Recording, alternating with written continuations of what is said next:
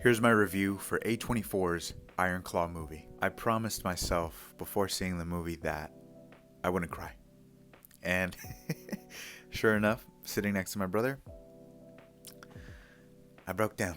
Broke down. That last scene, Zac Efron, that last scene got to me. Because honestly, as an older brother myself, being a brother is like my favorite thing in the entire world. So yeah, that ending scene broke me. Zac Efron delivers one of the greatest performances of 2023 and should absolutely be in the conversation of Best Actor Oscar with Cillian Murphy. He's come a long way from High School Musical, which he should have been nominated for those movies, honestly, too.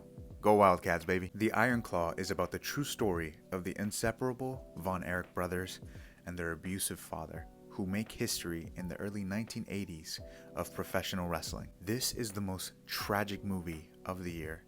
It earns its title as one of the heavyweight champion films of 2023 as it showcases the love of brothers, strength of vulnerability, and the consequences of the legacy of abuse. Zac Efron's acting ability is world class here. I absolutely loved the relationship between all the brothers. That bond, how they had each other's backs always and proudly supported one another and what they wanted in life was beautiful. The healthy competitive edge, and most importantly, being there most when they were down to help each other back up. That's what real brothers do. Kevin's love for his brothers really resonated with me. I connected strongly as an older sibling, especially when he said, I just want to be with my brothers, be with my family. Just being together, we can do anything. There's a fame and glory versus family dynamic in the movie, and being a brother is what makes Kevin a real champ. Holt McCallany is intense as the father who is just too tough on his kids. There's a lack of parental love. For example, like ranking his favorite sons at the dinner table.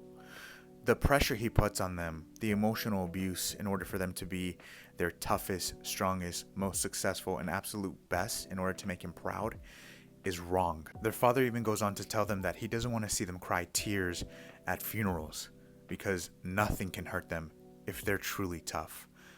I mean, it's painful when Kevin says, a man doesn't cry. I'm sorry, boys.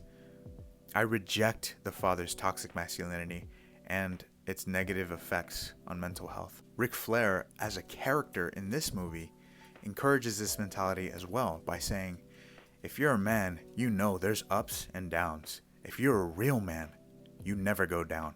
You just stay up. Which I think is pretty unhealthy to suppress human emotions, especially when losing a loved one. Now, crying is powerful. We all have human emotions that need to be expressed. When you talk to someone about your feelings, when you cry for someone that you miss, it means something. It means that love is raging from you. Grieving that real love is the beginning of the healing process that allows you to release yourself from being pinned in those dark moments. I have a newfound respect for professional wrestlers and what they put on the line to entertain the rest of the world.